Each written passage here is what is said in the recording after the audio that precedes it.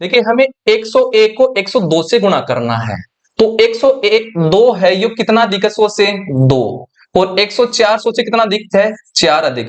अब इन दोनों को गुणा कर लो, 2 को 4 से, तो कितना आया है 8।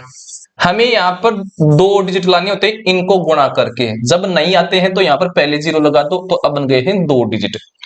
अब क्या करेंगे, या तो 104 में ये 2 जोड़ करके यहां पर लिख दो, या फिर 102 में ये 4 जोड़ करके यहां पर लिख दो। तो 104 में 2 जोड़ा तो कितना हुआ 106, या फिर 102 में 4 जोड़ा तो कितना हुआ 106। तो ये हो गया है इसका गुणा।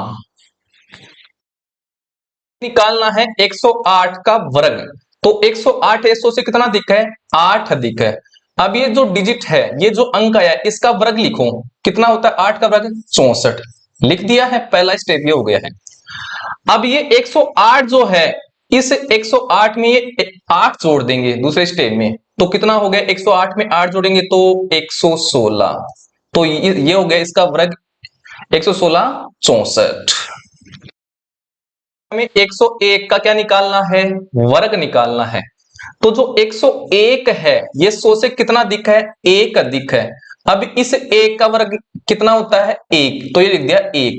हमें इस अंक का वर्ग निकाल करके यहाँ पर 2 डिजिट लाने होते हैं, जब 2 डिजिट नहीं आते हैं तो पहले 0 लगा दो, तो अब 2 डिजिट बन गए हैं। अब क्या करेंगे, इस 101 में यहां पर जो संख्या है इसको घटा करके यहां पर लिख देंगे, तो एक सॉरी जोड़ देंगे इसमें, तो 101 में 1 जोड़ो तो कितना हुआ है 102।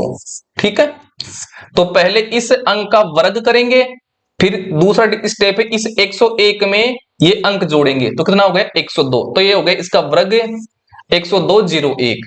ठीक है, 106 से गुणा कर रहा है, तो 100 से कितना अधिक है 1 अधिक है, 106 100 से कितना अधिक है 6 अधिक है। अब 6 को 1 से गुणा करो तो कितना आया है 6। हमें यहाँ पर 2 डिजिट लाने होते हैं, जब नहीं आते हैं 2 डिजिट तो पहले 0 लगा दो, अब 2 डिजिट बन गए हैं।